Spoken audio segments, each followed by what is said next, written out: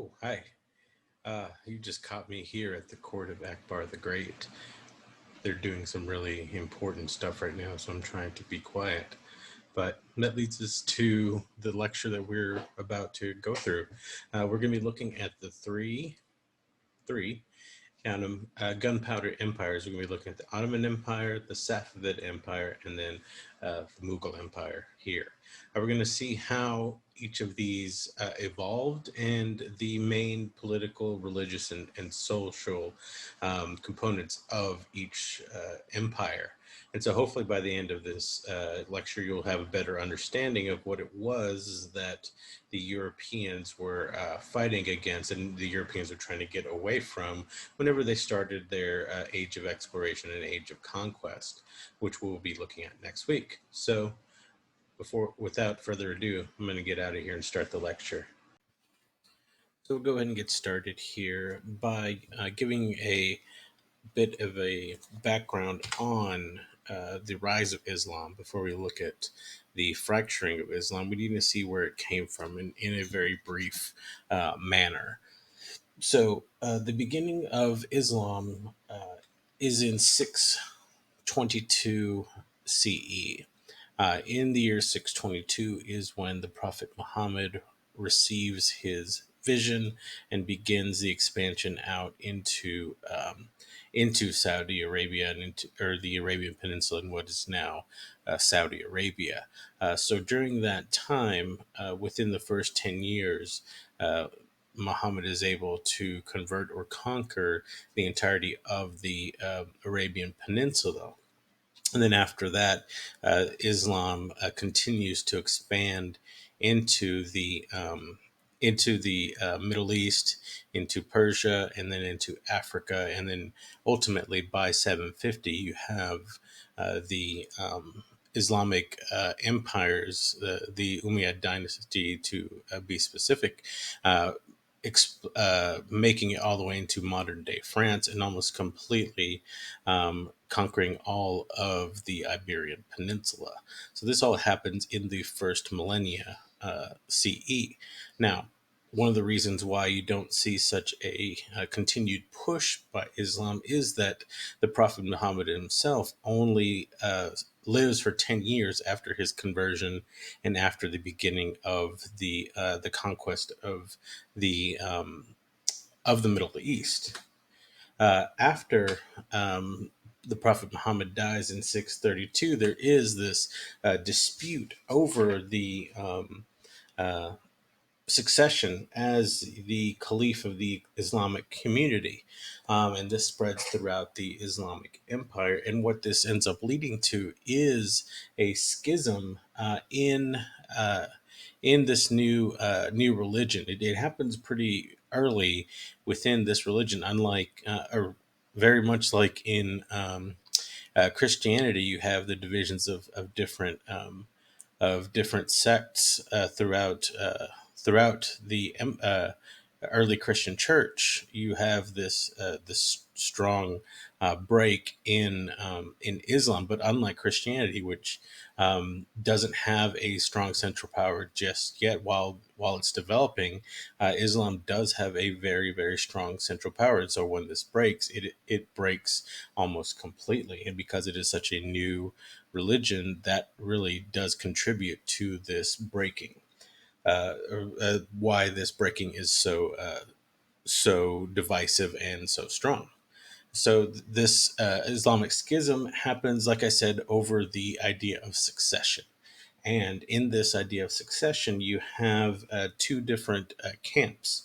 You have one that believed that Abu Bakr was Muhammad's rightful successor, and Abu Bakr was Muhammad's father in law and his first convert to Islam. So because of this, the majority of Muslims at the time and to this day believe that everybody that came after Muhammad was a rightful successor, and so this Islam, Sunni Islam, it becomes the much more widespread mainstream Islam.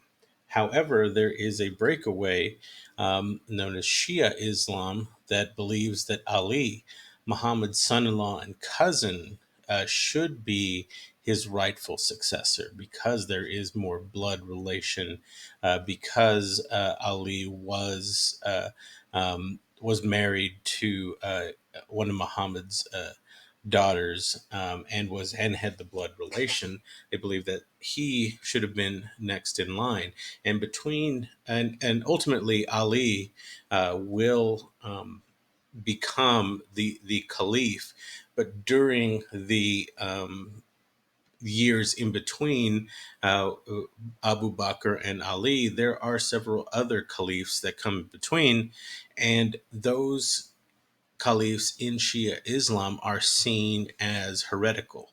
They are not rightful rulers, and anything that they wrote or anything that was attributed to them is goes against the will of God. Meanwhile, Sunni Islam says that everybody that came after Muhammad is rightful in some way, and so they take all those teachings as part of Islam. And so, because of this, Shia Islam sees a lot of Sunni beliefs as being heretical. So there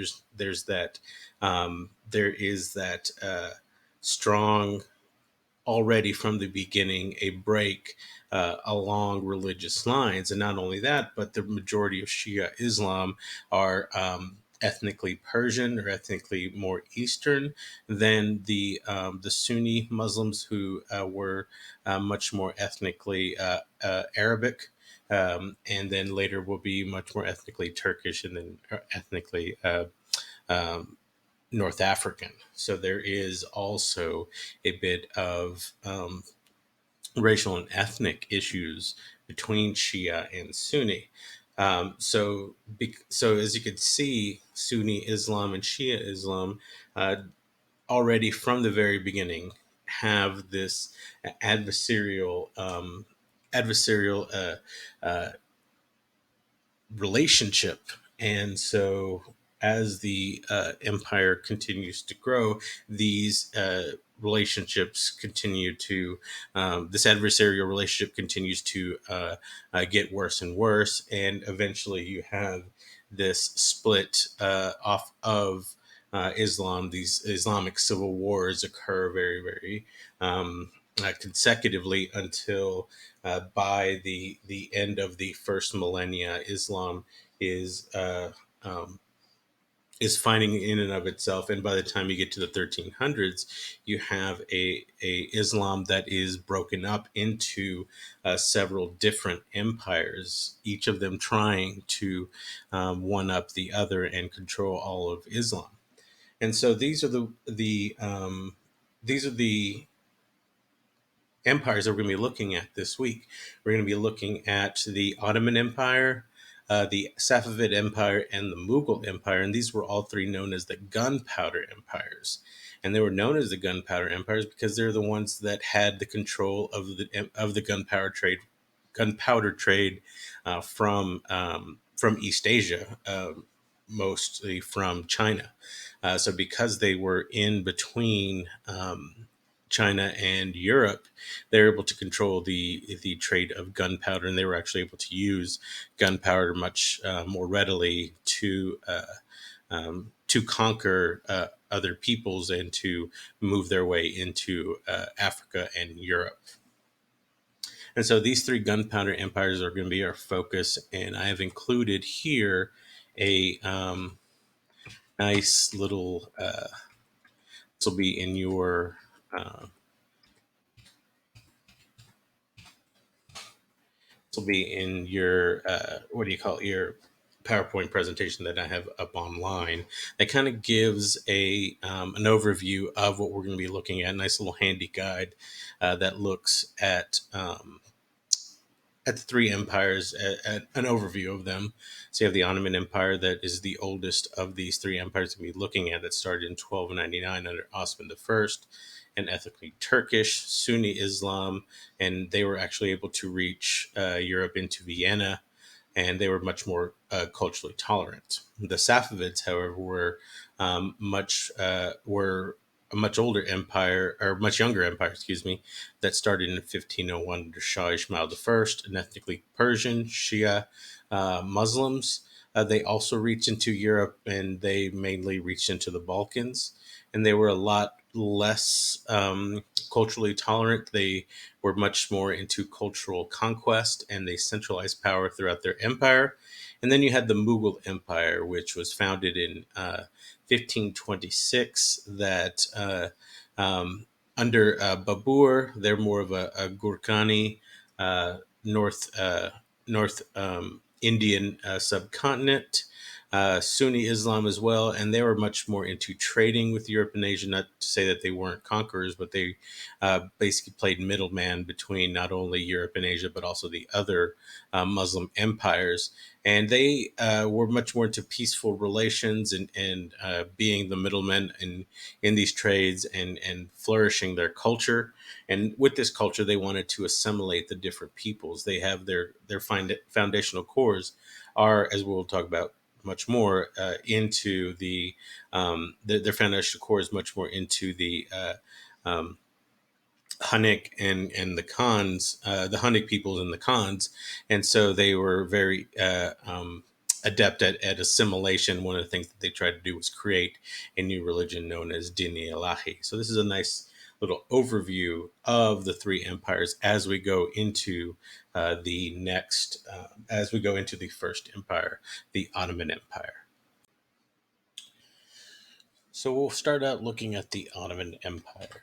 The Ottoman Empire has its origins in Anatolia in the year 1299. Anatolia is this peninsula here in what is now modern day Turkey. It is the connecting place between the continents of Europe and Asia. Here in Istanbul, what was once known as Constantinople, is the spot where Alexander the Great himself came through and marched from Greece into the Persian Empire and began his conquests uh, of basically his empire. By 1299, however, the Byzantine Empire had deteriorated and was basically uh, just the tips of Anatolia and the and some parts of modern day Greece, and so there were a lot of different Islamic tribes and other ethnic tribes that were consolidating power throughout the peninsula in the at the end of the 13th century, beginning of the 14th century, and it is here in Anatolia that the Ottomans begin to consolidate their power. They begin to they begin to um, conquer other peoples and begin to make their moves into creating an empire. And the expansion of the empire leads to the fall of Constantinople in 1453. In 1453, the Byzantine emperor was killed, the walls are breached, and the Ottoman forces go into Constantinople, defeating the Byzantine Empire once and for all, and basically becoming the new power, changing the name of Constantinople later to Istanbul. And so the fall of the Byzantine Empire in 1453 really pushes the power of the Western Church up. The Western Church has a lot more of a vested interest in the East, and so they're able to consolidate their power while the Eastern Orthodox Church moves up towards Russia. So the Greek Isles and the Anatolia and the Turkish lands are now beginning to go under Ottoman and Islamic rule. So here is the uh, empire of the Ottomans around 481. So really about 30 years after. after the fall of Constantinople. So by the time that they've taken Constantinople, they moved into modern day Greece and slowly begin to move eastward as well, leaving just a few areas that were not conquered but were vassal states, such as Wallachia, which we'll talk about in class, and the Khanate of Crimea. So there's still some ethnic Mongols and some strong Christian forces that are not conquered by the Ottomans, but are instead turned into vassal states and left with a tentative peace. And under the places that they did conquer, however, the Ottomans, the Ottoman Turks administered through local rulers, excuse me, known as pashas, and these pashas were ethnically and religiously the people of the area. They were basically local leaders. The Turks came in, conquered, and said that local leaders could maintain their leadership as well, and as long as they maintained the peace and paid taxes to the Ottomans and kept up Muslim laws as well as Christian, Jewish, or Persian laws. So whatever laws were there, religious laws were there beforehand, could be kept as long as they did not come into conflict with Muslim law. So you had the local rulers continuing to rule. The Turks felt it was better to leave the people in charge that were already in charge, unless they really needed to be kicked out.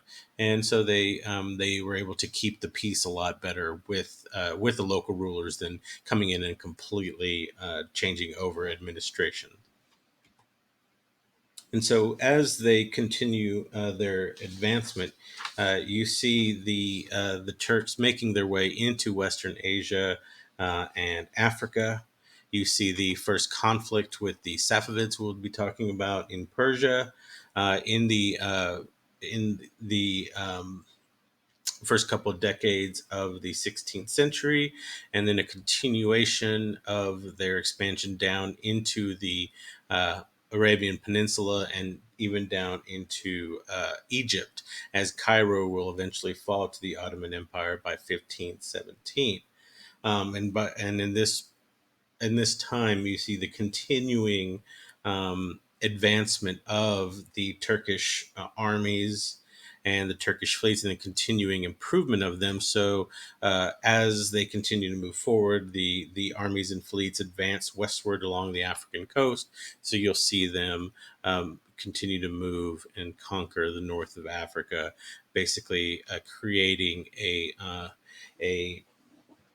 a blockade of the Mediterranean from trade by Europeans. And this is going to be very important later on because this is the reason why Europeans are going to be looking to go around this blockade is because, or go around Africa, go around westward to get east, is because the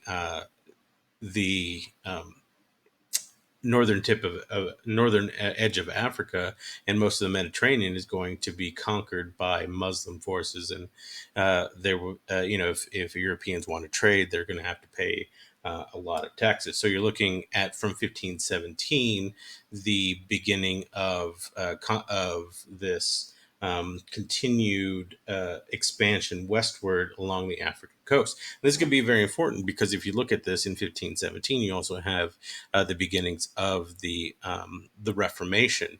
So while Europe is going through the beginnings of the Reformation, you're also seeing the Muslim forces beginning to dominate trade in the Mediterranean.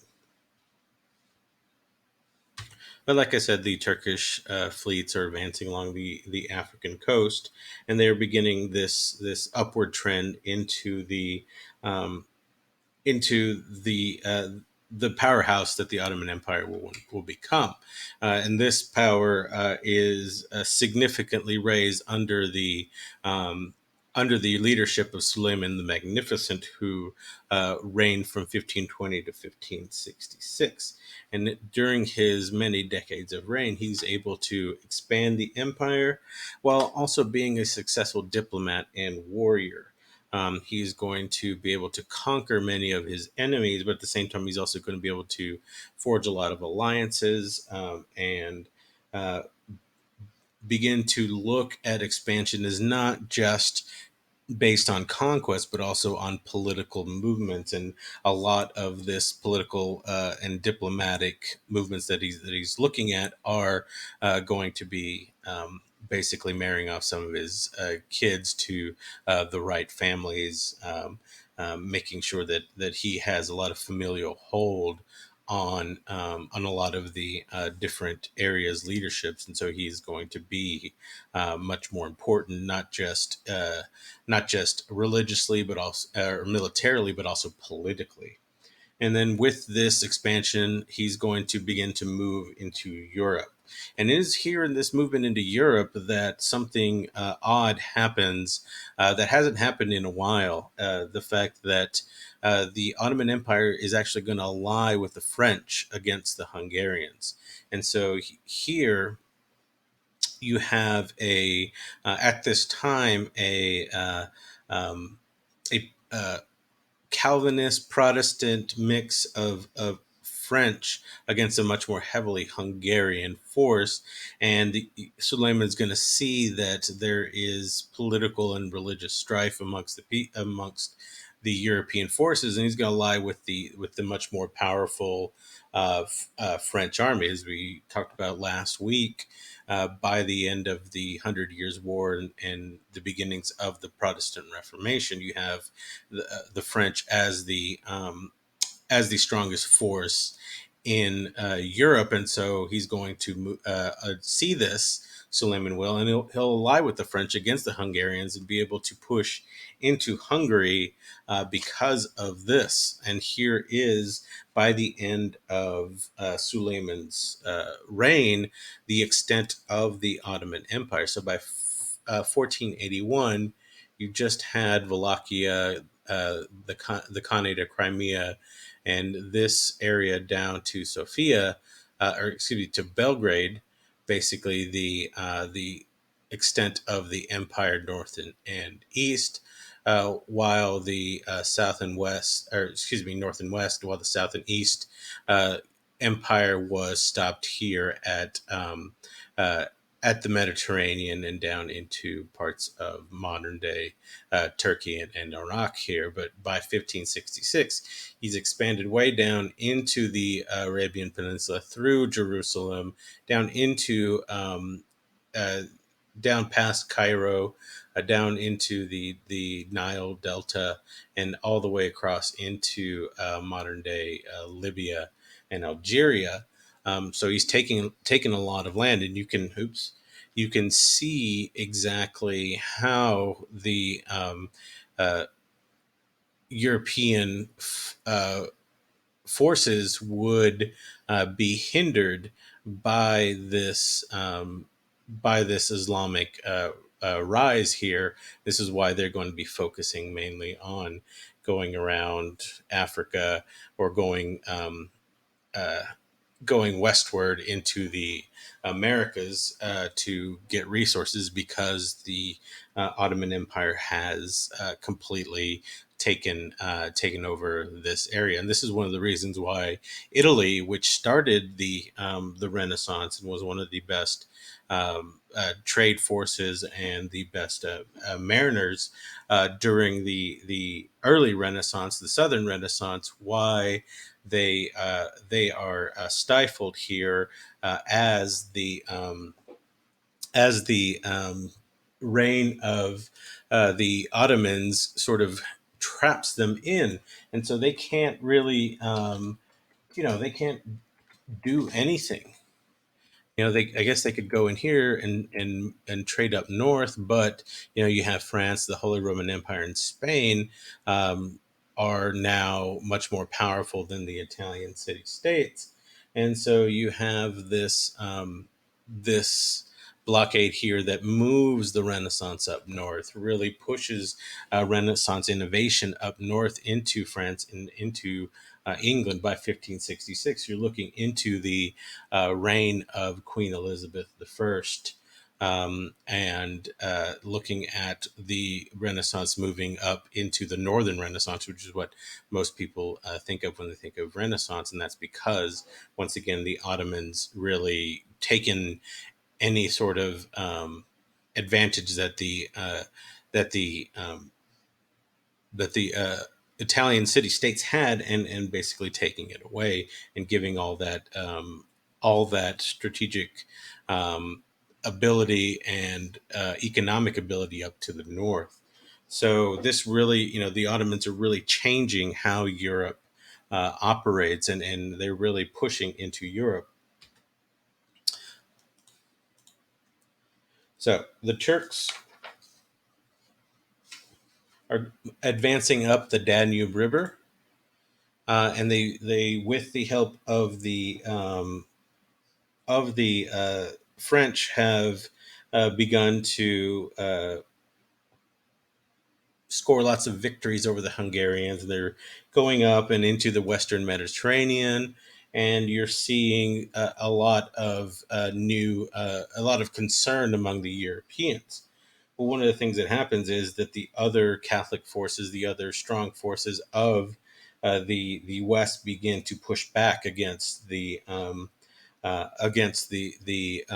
Turks, and it is here, after the death of um, Suleiman and the reigns of Suleiman's descendants, that you really see the Turkish armies not as prepared for the battles and not really as successful a military force.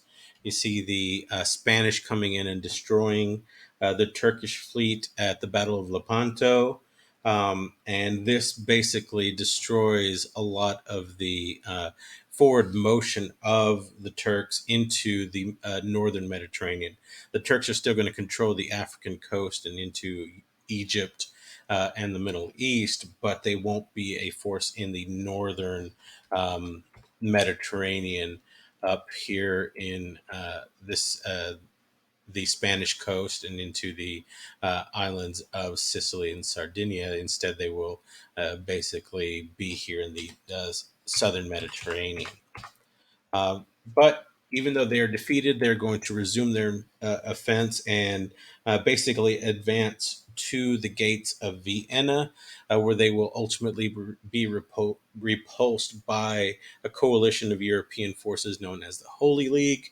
And it is here in this defense of Vienna that the Ottomans suffer their greatest loss, as the army decides to siege Vienna in Austria, and it is at that time that you have the one of the worst freezes in Europe for decades, and it decimates the army of the Ottoman Turks, freezes up a lot of their gunpowder, makes their cannons very brittle, and they are forced to retreat.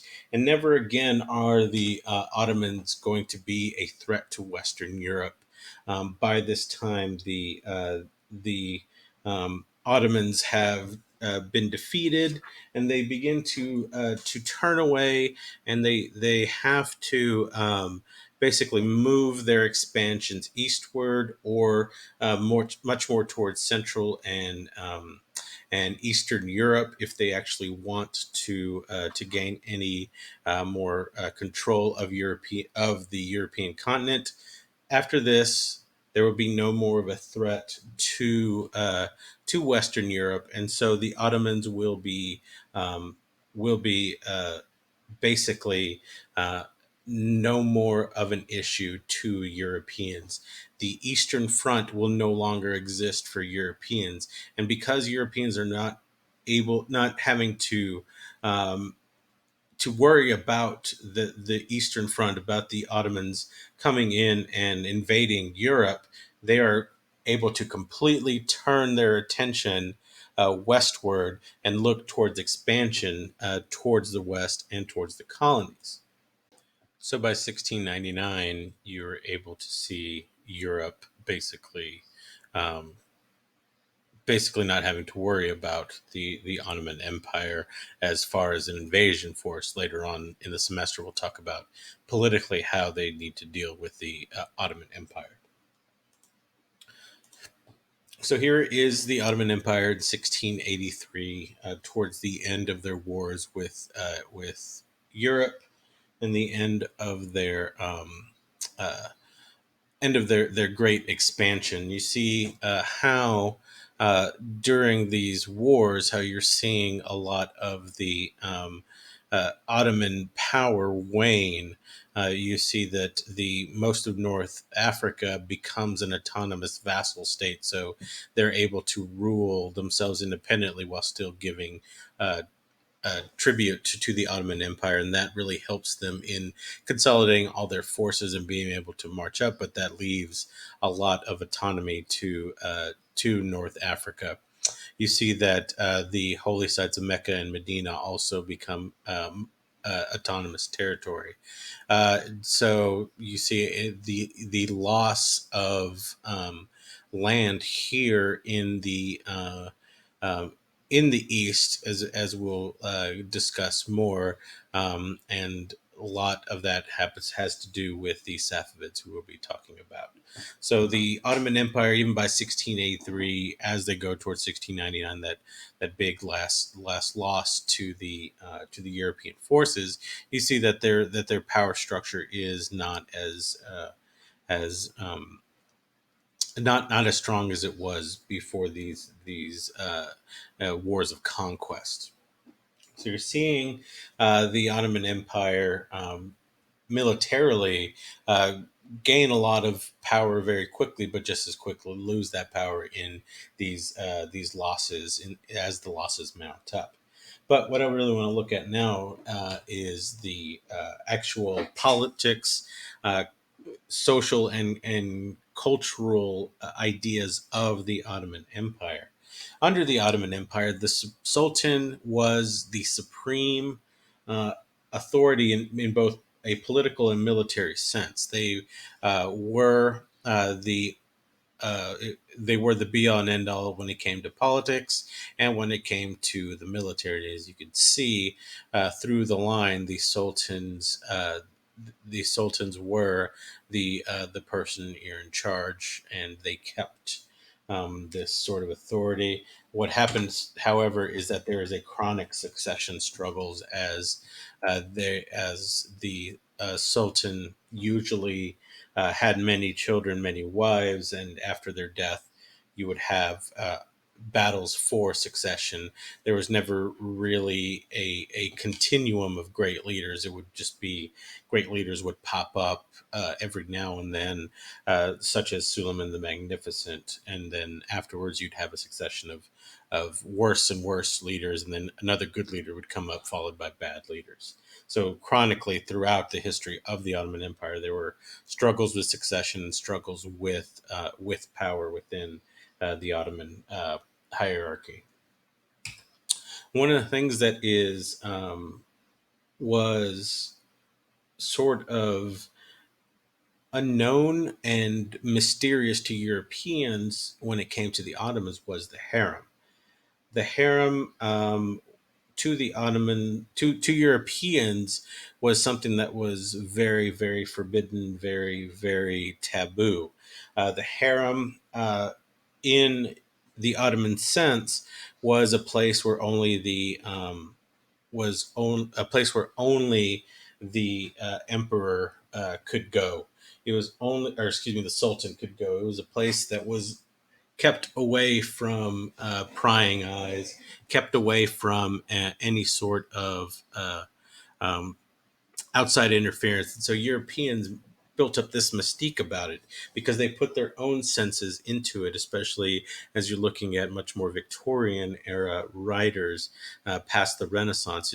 They put these ideas of, oh, what could go on in the harem. There are probably scantily clad women. There are probably lots of taboo things going on. And the harem is this sort of idea that is put into the minds of European as something that is much more salacious than it actually is, because the harem itself was basically the palace of uh, the residence of the Sultan. Topkapi Palace, as it was known, was the residence of the Sultan and his family. This is where the Sultan, only the Sultan and his family could go in. This was a place where the Sultan could get away and leave the responsibilities of leadership and deal with his family. And this was the private domain of the Sultan. This is where the Sultan could consult with his wife or wives, with his most trusted advisors, and just sort of try to figure out what to do with it. And it was here in the harem that the women had the most power. That women could have the ear of the Sultan, could have the ear of the most powerful men in the Ottoman Empire. And it was true that many sultans, their their closest confidant was their wives, as they came home and had to deal with, you know, were able to blow off steam and not have to deal with um, the pressures of leadership. Instead, they were basically back at home, and it was here in the harem that the it was here in the palace and in the harem that everyone was trained and educated in the Enderun system, the system of education. Was one that was later copied by a lot of European missionaries and a lot of, especially the Jesuits that came and traded in the Ottoman Empire. Uh, Came with traders into the Ottoman Empire.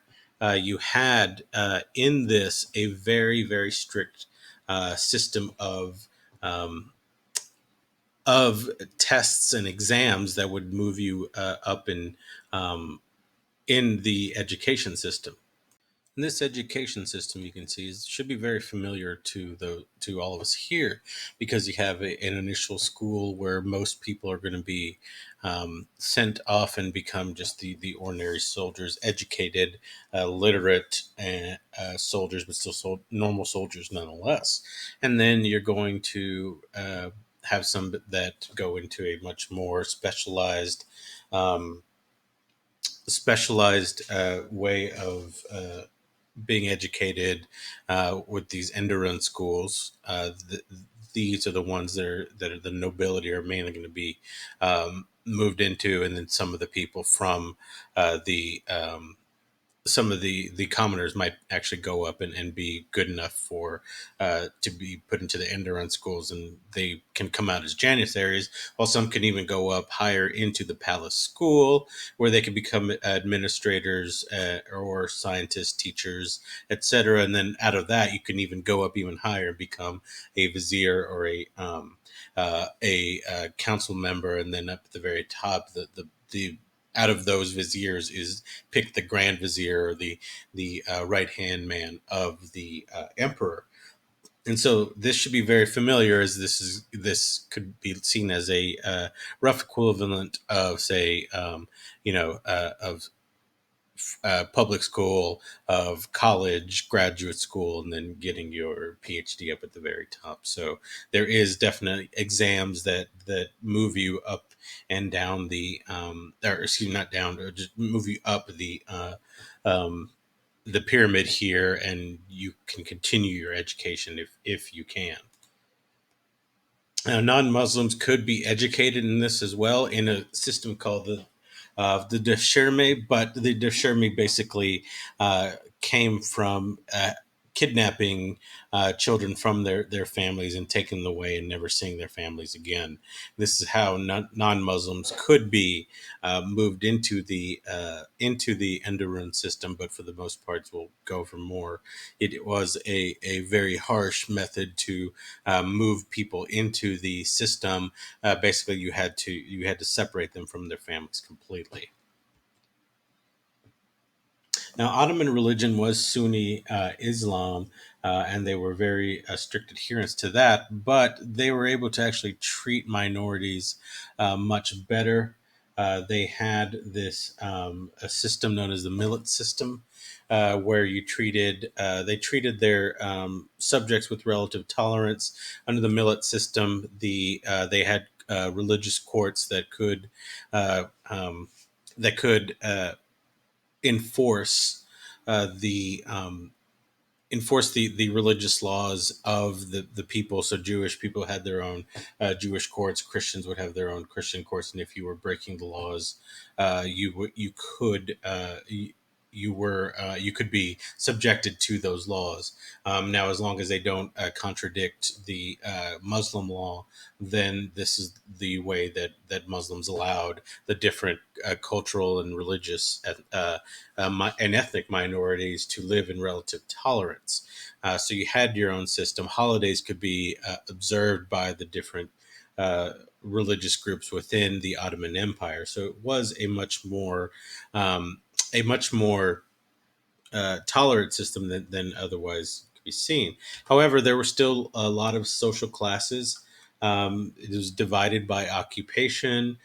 So if you weren't in the nobility, if you weren't at the very top of society, there were still social classes that were divided by occupation, with merchants being the most privileged class.